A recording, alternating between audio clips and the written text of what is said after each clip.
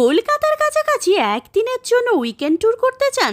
তাহলে এই ভিডিওটি আপনার জন্য। কলকাতার সায়েন্স সিটি থেকে মাত্র 22 কিলোমিটার দূরে ঘটকপুকুরে রয়েছে এই রিসর্টটি। নাম বনবিতি রিসর্ট, যেখানে মাড হাউসে থাকা এবং 3 বেলা কবজি ডুবিয়ে খাওয়া দাওয়া, তার সাথে সুইমিং পুলের মজা নেওয়ার ব্যাপারটাই আলাদা। যেখানে রয়েছে ট্রি হাউস, ফ্লোটিং হাউস, আম্রবন এবং ডিজে ক্যাম্পাস, এছাড়াও আরও অনেক কিছু। যারা একদিনের ছুটি কাটাতে রিসর্টে যেতে চাও তারা এই ভিডিওটি ঝটপট সেভ করে নাও।